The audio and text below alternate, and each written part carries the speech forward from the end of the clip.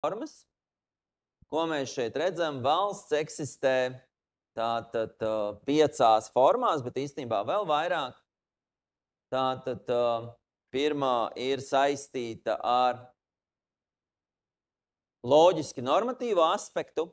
Mēs tikko lasījām satversmi, 4. pantu par karogu, par valodu, lasījām 93. pantu par dzīvību, tātad 100. pantu par vārda brīvību, 111. par veselību.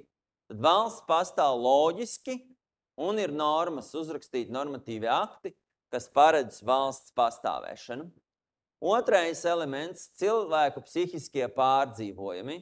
Patīk, nepatīk, emocijas, saikne ar valsti, ar tēvu zemi, patriotisms, konservatīvās, liberālās idejas. Mums ir kādi emocionālie psihiskie pārdzīvojumi, ka mēs piederam pie Eiropas, pie Latvijas, pie rietumu kultūras un tam līdzīgi. Nākošais – valsts kā augstāko mērķu apkopojums. Mēs ticam, ka Latvijā pastāvēs vēl 100 gadus.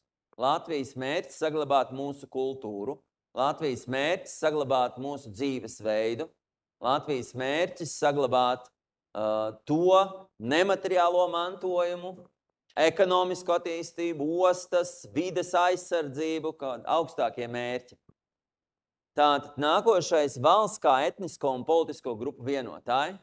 Tātad bieži vien karalis, monarhs ir tas, kas satur kopā šo lielo impēriju, šo karaļvalsti, piemēram, Lielbritānija apvienotā karaliste, tātad kas vieno kopā.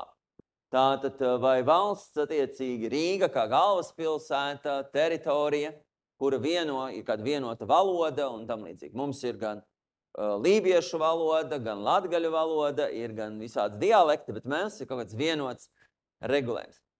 Nākošais – valsts kā sabiedrības grupa ar kopīgu vēsturisko pieredzi.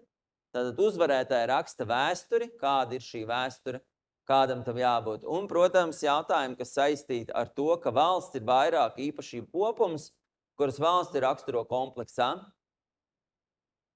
Tātad komplekss